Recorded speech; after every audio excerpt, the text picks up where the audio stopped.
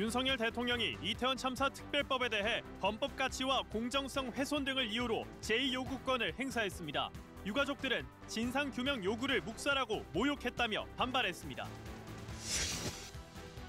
북한이 오늘 또 서해상으로 순항미사일 여러 발을 발사했습니다. 최근 일주일 사이 세 번째 도발인데 우리 군은 기존 미사일의 성능 개량을 위한 발사로 보인다고 설명했습니다. 간부급 전북 경찰들의 잇따른 음주운전 적발에 이어 최근엔 부하 직원 성추행 의혹까지 불거졌습니다.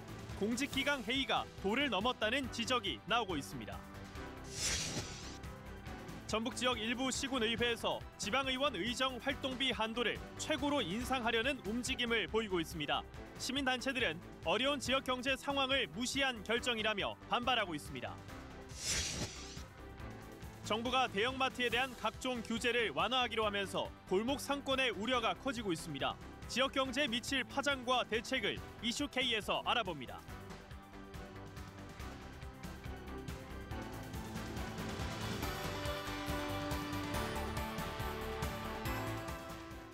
시청자 여러분 안녕하십니까? 전북 7시 뉴스입니다. 윤석열 대통령이 이태원 참사 특별법에 대한 제2요구권을 행사했습니다. 정부는 이와 별개로 유가족과 피해자 지원을 위한 위원회 구성 등을 약속했습니다. 첫 소식 정세배 기자입니다.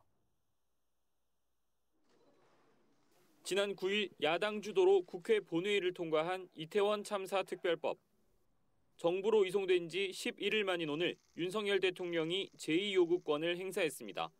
윤 대통령의 제2요구권 행사는 취임 이후 법안 수를 기준으로 9번째입니다. 앞서 정부는 오늘 오전 한덕수 국무총리 주재로 국무회의를 열고 이태원 참사 특별법에 대한 제2요구안을 의결했습니다. 한덕수 국무총리는 모두 발언에서 특별법이 갖는 위헌성 문제를 지적했습니다. 동행명령, 압수수색 의뢰와 같은 강력한 권한을 행사할 수 있습니다. 이는 헌법상 영장주의 원칙을 훼손할 뿐 아니라 그 과정에서 국민의 기본권을 과도하게 침해할 소지가 큽니다. 또 특조위 위원을 임명하는 과정에서도 공정성과 중립성이 훼손될 우려가 상당하다고 설명했습니다. 다만 정부는 이와 별개로 조만간 피해지원위원회를 만들어 유가족과 피해자를 위한 지원 방안을 마련하겠다고 밝혔습니다. 구체적으로 피해자에 대한 의료비 등 지원을 늘리고 재판 결과가 최종 확정되기 전에도 배상을 하겠다고 설명했습니다. 또 유가족과 협의해 별도의 추모 공간을 마련하고 이태원 지역경제 활성화 대책도 준비할 계획입니다. KBS 뉴스 정세배입니다. 이태원 특별법에 대한 제2요구권 행사에 유가족들은 즉각 반발했습니다. 유가족들은 자신이 원하는 것은 배상이나 보상이 아니라 진상규명이라고 강조했습니다. 이어서 최인영 기자입니다. 거부권을 거부한다! 거부한다! 거부한다! 거부한다! 이태원 특별법이 국회로 돌아가자 유가족들은 바라는 것은 진상규명이라며 반발했습니다. 유가족들이 오직 바라는 것은 진상규명이었다. 대통령의 거부권은 무제한으로 행사할 수 있는 권한이 아니다. 특별법 시행을 위해 정부 여당의 입장도 상당 부분 수용했는데 위헌 소지를 들어 제2요구권을 행사한 것은 받아들일 수 없다고 비판했습니다. 정부가 내놓은 지원 방안에 대해선 유가족과 협의되지 않은 일방적 제안이라고 반발했습니다. 유가족들은 이태원 특별법은 참사의 진상을 규명하고 우리 사회를 안전사회로 만들기 위한 법이라고 강조했습니다. 이태원 참사 특별법을 공포하는 것만이 유가족들의 고통을 줄일 수 있는 유일한 지원책입니다. 특별법 발의 뒤 286일 동안 유가족들은 법안 공포를 촉구하며 수차례 행진과 삼보일배, 오체투지를 이어왔습니다. 현재 유가족협의회에는 전체 희생자 159명 가운데 110명의 유가족이 참여하고 있습니다. KBS 뉴스 최인영입니다. 이태원 참사 특별법에 대한 대통령의 제2요구와 관련해 국민의힘은 독소 조항이 제거되면 합의 처리할 수 있다며 재협상을 거듭 요구했습니다. 더불어민주당은 아무런 정당성이 없는 거부권이라며 반발하고 있습니다. 이 소식은 이은우 기자입니다. 국민의힘은 이태원 참사 특별법에 독소 조항이 제거된다면 야당과 재협상이 가능하다고 밝혔습니다. 조사 이의 공정성을 담보할 수 없고 또 여러 가지 독소 조항이 있기 때문에 재협상을 하자고 제안을 했습니다. 더불어민주당은 국회를 통과한 법안은 정부 여당의 입장을 충분히 반영한 국회의장 중재안이라며 아무런 정당성 없는 거부권이라고 반박했습니다. 거부권 행사 책임을 모면하기 위해 유가족에 대한 지원 방안을 제시한다고 하는데 이거야말로 유가족과 국민을 모욕하는 것입니다. 국민의힘 공약개발본부는 오늘 예금자 보호 한도를 현행 5천만 원에서 1억 원으로 올리고 이자 소득세가 면제되는 근로자 재산형성 저축을 재도입하는 내용의 총선 공약을 발표했습니다. 골목상권 활성화를 위해 지역사랑 상품권 가맹점인 소상공인 점포에서 신용카드를 사용할 경우 50%의 소득공제 혜택을 제공하고 온누리 상품권 연간 발행 목표를 기존 5조 원에서 10조 원까지 늘리겠다고도 밝혔습니다. 민주당은 윤석열 대통령과 이관섭 대통령실 비서실장을 공직선거법 위반 혐의 등으로 경찰에 고발했습니다. 민주당은 대통령이 한동훈 위원장에게 사퇴를 요구하는 당무 개입을 통해 공천에 개입해 선거에 큰 영향을 미쳤다고 주장했습니다. KBS 뉴스 이윤우입니다. 북한이 또 순항미사일을 발사했습니다. 일주일 사이 서해와 동해에서 순항미사일을 3차례나 발사하며 도발을 이어가고 있습니다. 임종빈 기자입니다. 합동참모본부는 오늘 오전 7시 북한 서해상에서 순항미사일 여러 발을 포착했다고 밝혔습니다. 그제 심포 인근에서 잠수함 발사 순항미사일을 발사한 지 이틀 만입니다. 북한은 지난 24일에도 서해상으로 순항미사일을 발사했는데 일주일 사이 3번이나 순항미사일을 발사하며 도발에 나선 겁니다. 군 감시자산에 포착된 이번 미사일의 비행거리는 1,500에서 2,000km 정도인 것으로 전해졌습니다. 북한은 지난해 순항미사일 화살 1형과 2형을 시험 발사하며 비행거리를 각각 1,500km와 1,800km로 설정했다고 주장한 바 있습니다. 군 관계자는 이번 미사일이 북한이 주장했던 정상거리로 비행했다며 기존 미사일의 성능 개량을 위한 발사로 보인다고 설명했습니다. 한미 정보당국은 미사일의 발사 장소와 경로 등을 정밀 분석하고 있습니다. 앞서 북한은 그제 발사한 순항미사일이 불화살 3해 31형이며 잠수함 발사 순항미사일이라고 주장했습니다. 그러면서 미사일이 2시간 넘게 비행해 목표물에 정확하게 명중했다고 주장했습니다. 하지만 우리 군 당국은 실제 비행거리는 훨씬 짧았다며 북한 발표가 과장됐을 가능성에 무게를 두고 있습니다. 순항미사일은 탄도미사일보다 속도는 느리지만 낮은 고도로 비행하며 레이더망을 피하고 다양한 선외 회피기동이 가능해 탐지와 요격이 쉽지 않은 것으로 알려졌습니다. KBS 뉴스 임종빈입니다. 최근 전북에서 간부급 경찰관이 잇따라 음주운전을 하다가 적발됐습니다. 여기에 다른 간부 경찰관의 성추행 의혹까지 불거졌는데요. 도를 넘는 공직기강 해이 실태. 서윤덕 기자가 보도합니다. 몇 달 전 전북경찰청에 대한 국회 국정감사. 첫 질문 내용은 바로 소속 경찰관 음주운전입니다. 이런 일들이 전북경찰청 산하에서 자주 발생하고 있습니까? 죄송스럽게도 올 한 해 동안 경찰관의 음주운전은 3건 있었습니다. 질의는 곧바로 질타로 이어집니다. 음주운전하고 술 먹고 사고치고 같은 동료 경찰들 피하기 위해서 도주하고 추격전 벌이고 이런 것들을 우리 국민들이 보시면 얼마나 창피한 일이겠습니까? 다른 의원들도 비슷한 지적을 하며 공직기강 확립을 요구했지만 크게 달라진 건 없습니다.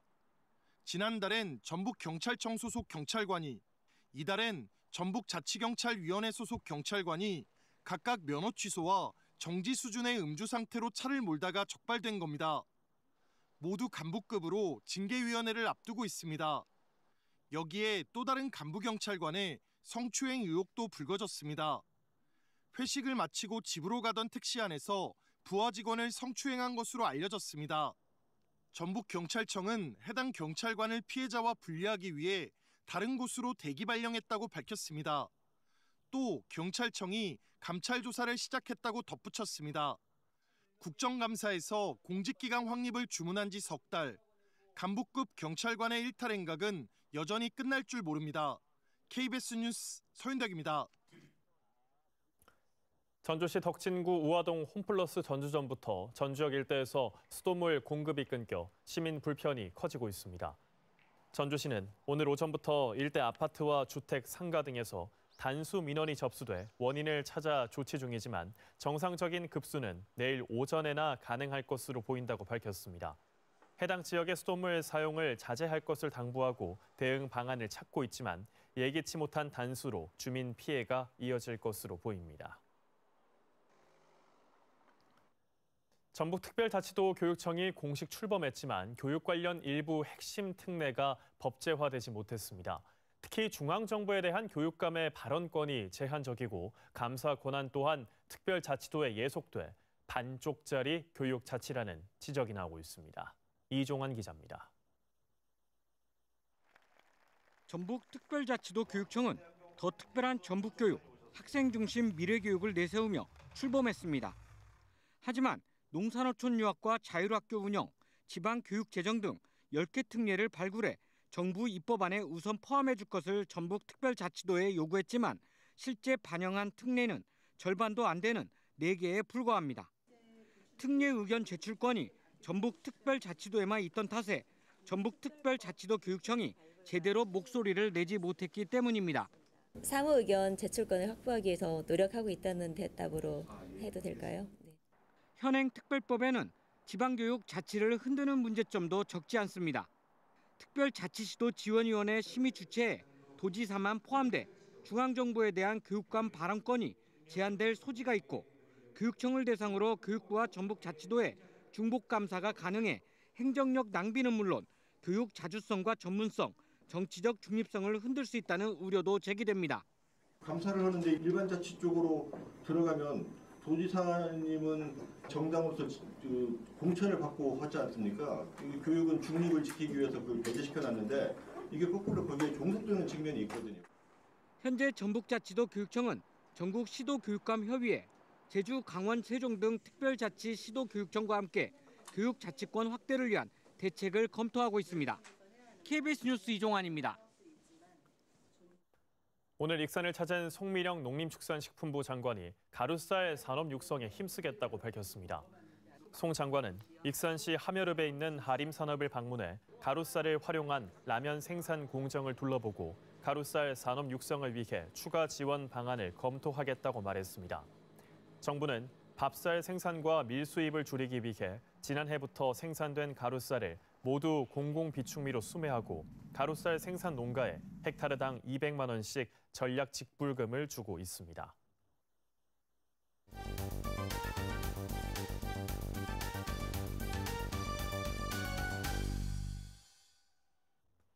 지방대 재정 개선 수단쯤으로 여겨지던 외국인 유학생들을 취업 정주와 연계시켜 지방 소멸 대응에 나서는 지역이 늘고 있습니다.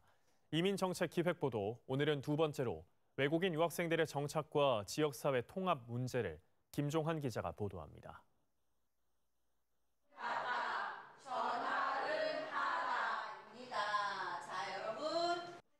베트남에서 온 어학연수생들이 한국어를 배우고 있습니다. 어학연수를 마치고 이 대학에 입학한 학생은 졸업한 뒤 지역 특화 비자를 발급받아 지역 중소기업에 취업할 계획입니다. 친언니 3명 있어요. 나중에 부모님도 같이 데려가서 같이 여기 한국에 계속 살고 싶습니다. 정원이 4,500명인 이 대학에 다니는 외국인 학생은 어학연수생을 포함해 900여 명. 외국인 학생들의 목표는 대부분 한국에서 일자리를 찾아 거주하는 겁니다. 학생들이 내가 이 전라북도에서 내가 열심히 공부를 하면은 여기에서 내가 영주권도 얻을 수 있고 그리고 취업 자리를 얻을 수 있다라는 그런 확신. 지역 특화 비자 지역 우수 인재 사업은 인구 감소 지역 5년 이상 거주와 취업 창업을 조건으로 외국인 유학생 등에게 거주 비자를 발급해 주는 사업입니다. 2022년부터 시범 사업을 시작했는데 지방자치단체는 지역 특성에 맞게 필요한 업종과 인원을 파악해 법무부에 제안할 수 있습니다. 국내 체류 외국인들의 수도권 집중을 막을 수 있고 가족도 초청해 함께 거주할 수 있습니다. 혼자 들어왔을 때보다는 훨씬 더 지역에 정주할 수 있는 가능성을 높이고 그래서 그런 것들을 통해서 지역 인구도 늘리고 지역의 활력을 더하는 방안을 마련하고자 하는. 2022년 말 기준 우리나라 전체 외국인 유학생은 16만 7천 명. 이 중 5%가 채 안 되는 7,600명이 전북 지역 대학에 다니고 60% 가까이가 수도권 대학에 몰려 있습니다. 외국인 유학생을 늘리려면 대학과 기업, 지역사회가 함께 학업에서부터 취업, 정주까지 단계별 지원 방안을 세밀하게 마련해야 합니다. 지역 산업사회가 요구하는 인력들에 대한 교육과정을 편성하고 있고 이를 통해서 F2R 비자와 연관되어서 지역의 정주역 외국인 학생들이 졸업 후에 취업까지 하는 정주를 지속적으로 가능할 수 있게끔. 정부도 특성화고와 마이스터고 유학생 유치를 통한 직업교육형, 첨단 산업 분야 우수인재 유치와 연계한 산업 선도형 등 다양한 유학생 유입 통합 정책을 마련하고 있습니다. 지역 특화 비자와 연계한 외국인 유학생 확대, 존폐 위기에 내몰린 지방대 활성화는 물론 인구 감소와 지방 소멸에 대응하는 방안으로 주목받고 있습니다. KBS 뉴스 김종환입니다. 전북특별자치도가 법무부 지역특화형 비자 사업 공모에 선정돼 장기 거주를 원하는 외국인의 정착을 도울 방침입니다. 전주, 군산, 익산, 완주를 제외한 전북 10개 시군이 대상이며 올해는 지역 인재 유형의 외국인 700여 명을 모집합니다. 지역 특화형 비자 사업은 국내 전문학사 이상 졸업과 한국어 능력 시험 3급 이상 등 일정 자격을 갖춘 외국인에게 인구 감소 지역의 취업 등을 조건으로 장기 거주를 지원하게 됩니다. 통계청이 발표한 2023년 국내 인구 이동 통계를 보면 전북에서 다른 시도로 전출한 사람이 19만 3,300명으로 다른 시도에서 전북으로 전입한 사람보다 4,500명이 더 많습니다. 순 유출률은 지난해와 같은 마이너스 0.3%입니다. 나이별로는 20대에서 전출 인구가 전입 인구보다 6,400명 더 많아 순 유출률이 마이너스 3.3%였습니다. 전북 전체 인구 순 유출률보다 11배 높습니다. 완주군은 지난해 전입 인구가 전출 인구보다 6,000명 더 많았습니다. 순 유입률은 6.3%로 전국 시군구 중에서 세 번째로 높았습니다. 지방자치법 시행령 개정에 따라 일부 기초광역의회에서 20년 만에 의정활동비 한도를 최고로 올리려는 움직임이 이어지고 있습니다. 시민단체는 지역 경제 사정을 먼저 살피라며 크게 반발하고 나섰습니다. 한주연 기자입니다.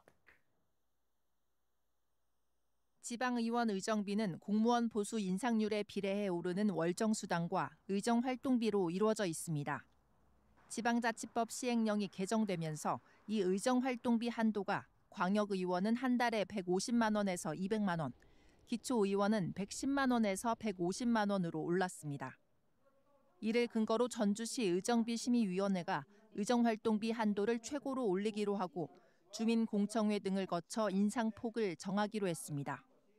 공청회 결과를 저희가 2차 심의위원회 때 반영을 해서 다시 위원회를 열 예정이고요. 그 위원회가 끝나야 결과가 최종 나올 것 같습니다.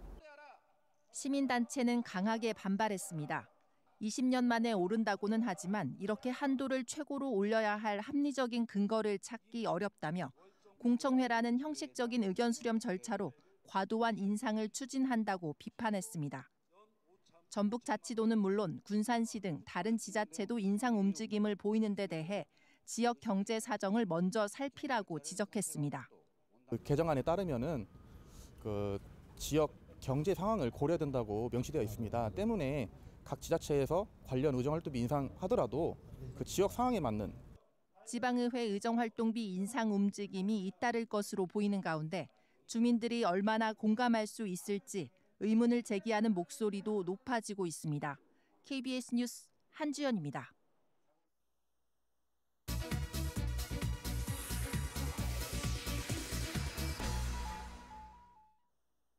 이슈 K 시간입니다. 정부가 대형마트 의무 휴업일을 공휴일에서 평일로 바꾸기로 했지요. 대형마트 의무 휴업은 2012년 전주시의회가 처음으로 조례를 제정한 뒤 전국으로 확산된 건데요.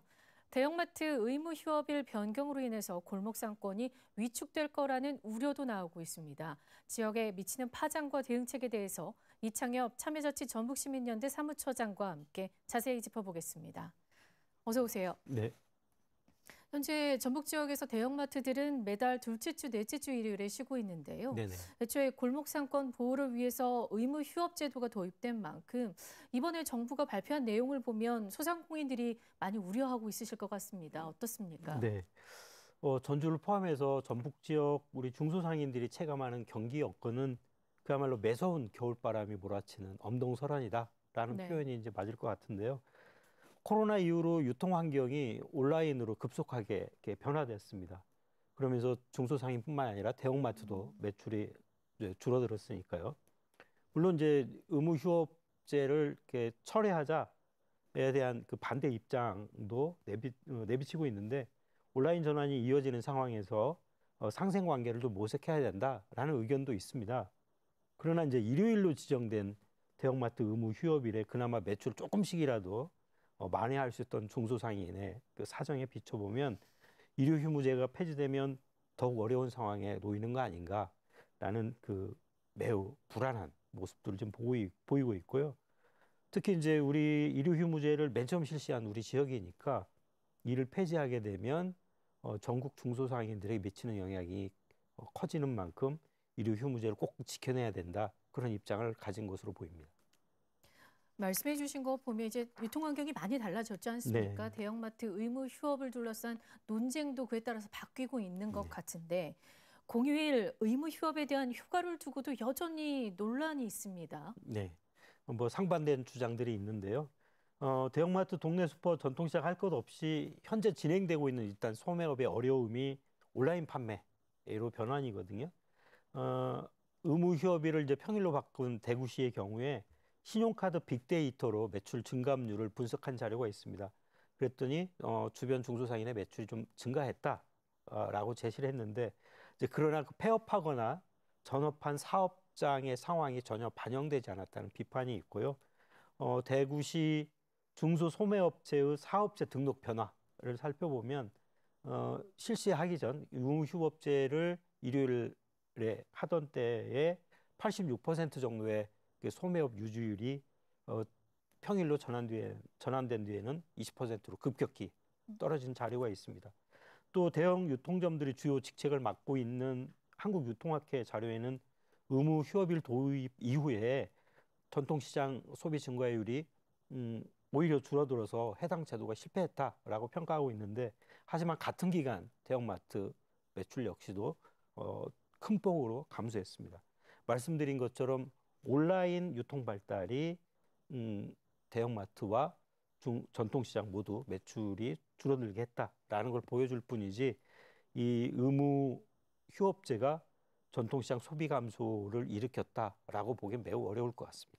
그렇군요. 이 사실 의무 휴업일 논쟁은 노동자들의 휴식권과도 이어지는 문제지 않습니까? 네네. 일단 대형마트 노동자들이 반발이 크죠.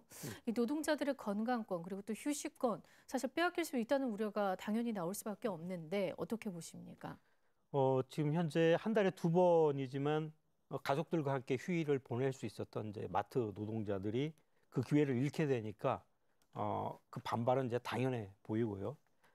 일요 휴무제를 도입할 당시에 지역 상권과의 상생도 고려되어 있지만 마트 노동자들의 건강권, 휴식권을 보장해야 된다라는 취지에 의해서 법률 개정이 이루어졌습니다. 언론에 보도된 한국노동안전보건연구소 그 조사 자료를 좀 보면 의무 휴일을 평일로 전환한 이후에 그 마트 노동자 응답자의 60%가 직장 생활과 가족 개인 생활이 충돌해서 갈등이 있다라고 응답을 했고 신체적 피로, 정신적 피로가 증가했다라는 응답이 이제 80%에 이르고요. 네. 그밖에 지인들 사이에서 나만 외톨이가 됐다. 평일에 쉬어도 업무 문자가 와서 스트레스를 받는다. 주말엔 상품 입고가 2배로 느는데 감당하기가 힘들고 휴일 근로수당마저 없다라는 반응도 있었습니다. 그렇군요. 정부가 대형마트와 관련된 규제를 또 하나 푼 것 중에 하나가 심야 시간대에 온라인 배송을 허용하기로 한 거일 텐데 이런 규제 완화 역시 또 지역 골목 상권에 당연히 영향을 줄 수밖에 없을 것 같고요.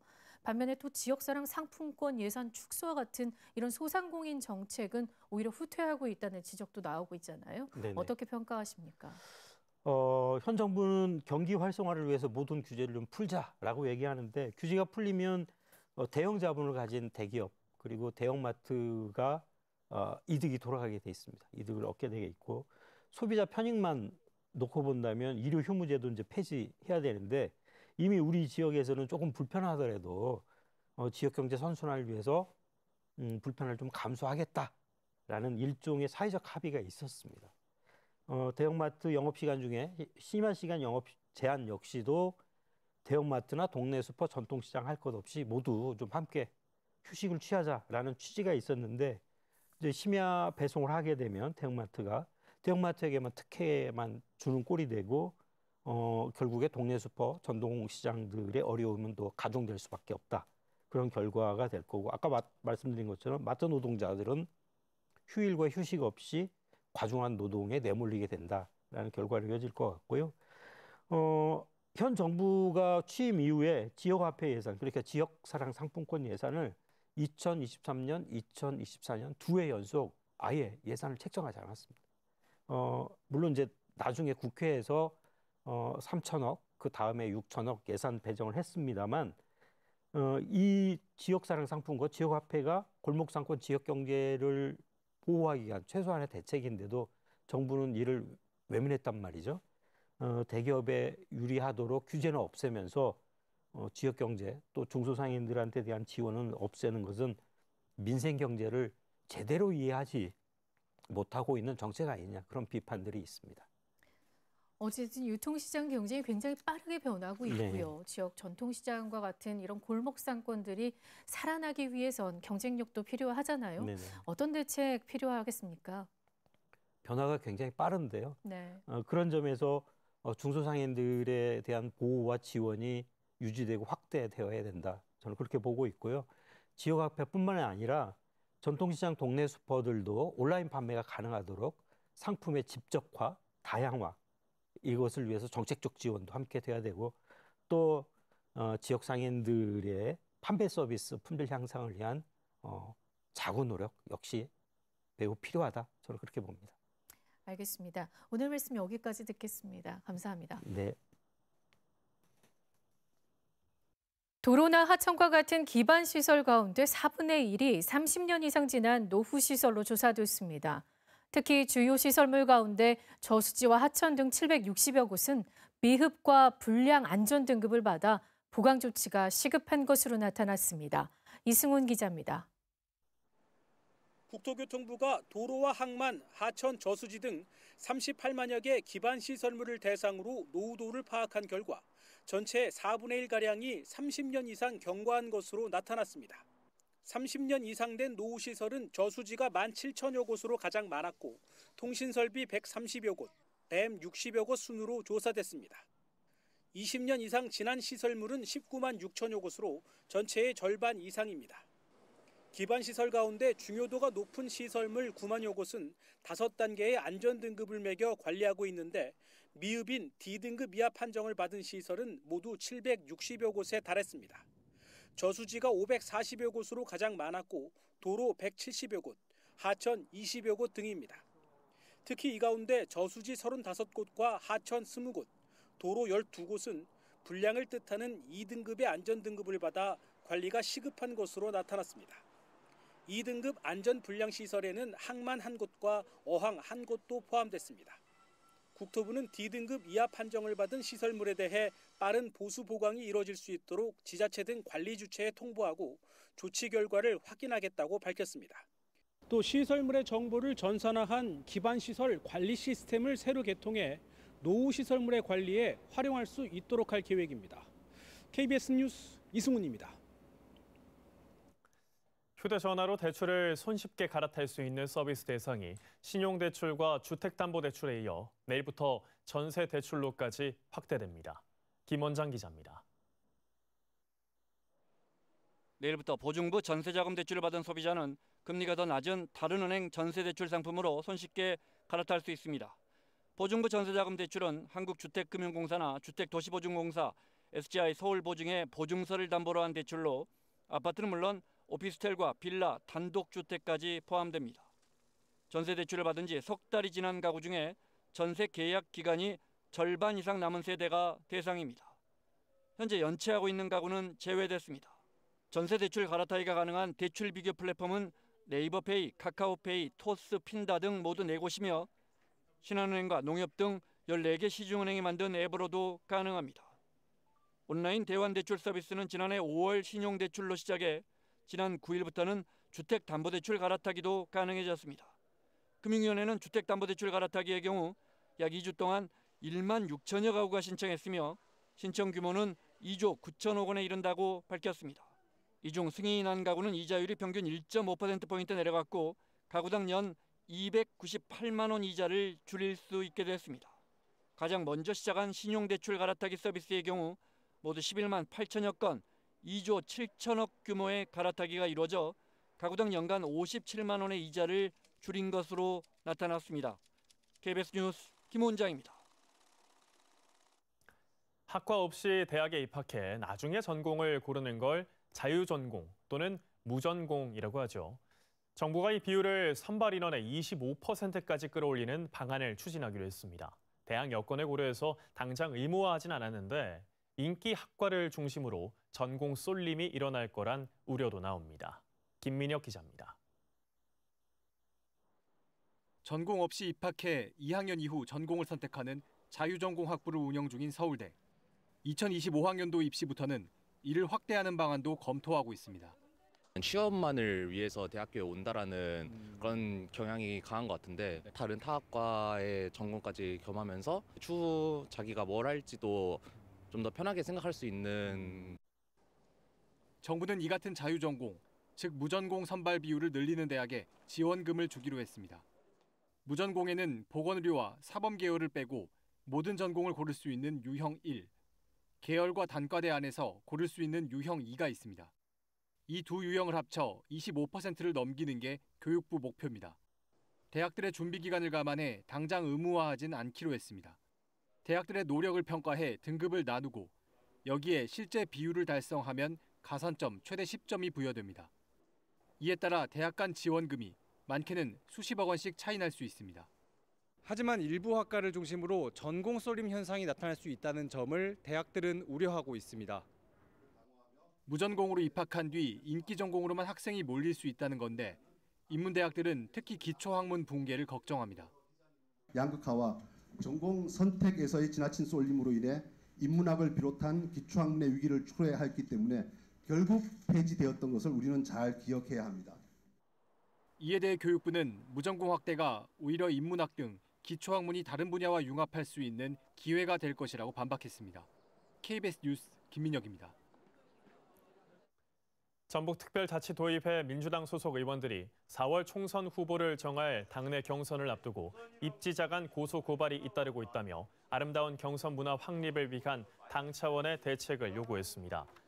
민주당 도 의원들은 불법과 탈법적인 선거운동은 규탄돼야 하지만 경선에 이용하려는 허무맹랑한 고소 고발은 반드시 청산해야 할 구습이라며 입지자들은 고소 고발을 자제하고 정책 경쟁에 나설 것을 촉구했습니다. 1997년부터 세 차례 무산된 전주완주 통합 논의가 다시 이루어지고 있습니다. 앞서 우범기 전주시장이 신년 기자회견에서 전주완주 통합을 첫 번째 역점 사업으로 꼽자 완주군 의회는 사실상 반대 의사를 밝혔습니다. 오늘 밤 생방송 심층 토론에서는 통합에 대한 두 시군 의회의 입장과 함께 지역 여론을 짚어봅니다. 전북특별자치도 출범과 관련한 도민보고회가 오늘 익산 솜리문화예술회관에서 열렸습니다. 익산시는 전북특별법 특례 가운데 농생명 산업 육성에 초점을 맞추고 관련 산업 생태계를 조성하기로 했습니다. 이를 위해 국가식품 클러스터 2단계 사업과 동물 헬스케어 클러스터 조성 등 특례 전략을 소개했습니다. 전북도는 시군과 협력해 정책을 발굴하고 구체화하기로 했습니다. 국토교통부 자료를 보면 지난해 전북에서는 공동주택 4,300여 가구가 분양됐습니다. 전해보다 54%, 최근 10년 평균에 비해 58.3% 줄었습니다. 지난해 말 현재 미분양 주택은 3,075가구로 전해보다 1.8% 감소했고 준공 후 미분양 주택은 150가구입니다. 전북특별자치도가 설 명절을 앞두고 물가대책 종합 상황실을 운영합니다.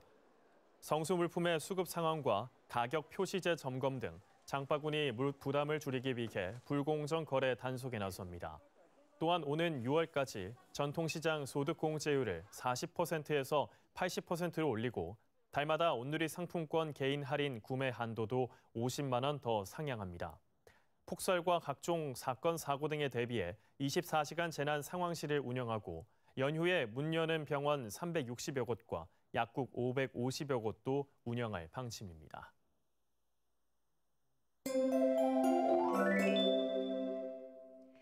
기압골의 영향으로 지금은 남해안에 비가 오고 있습니다. 점차 비구름이 북상하면서 오늘 밤부터 전북에 비가 내릴 텐데요. 내일 오전까지 5mm 안팎으로 양이 많지는 않겠습니다. 다만 새벽부터 아침 사이 특히 동부를 중심으로 어는 비가 내리겠습니다. 이 어는 비는 땅에 닿자마자 얼어붙어 도로 살얼음의 위험이 매우 큰데요. 운전할 때 차간거리 넓게 두고 천천히 이동하시기 바랍니다. 내일 하늘은 흐려도 큰 추위는 없겠습니다. 아침 기온 전주가 3도, 장수 1도로 포근하게 출발하겠고요. 한낮에는 11도까지 오르면서 평년보다 6도가량 높겠습니다. 오늘 전북 곳곳에서 미세먼지 수치가 높게 올랐습니다. 내일 오전에도 한때 공기질이 탁하겠고요. 자세한 지역별 기온 보시면 김제와 부안의 아침 기온 2도로 오늘보다 5도가량 높겠습니다. 한낮에는 11도 안팎까지 오르겠습니다. 동부 지역은 순창과 남원이 2도에서 출발해서 10도까지 오르겠습니다. 해상에도 비가 오는 가운데 파도는 최고 2m가 예상됩니다. 당분간 평년보다 포근하겠습니다.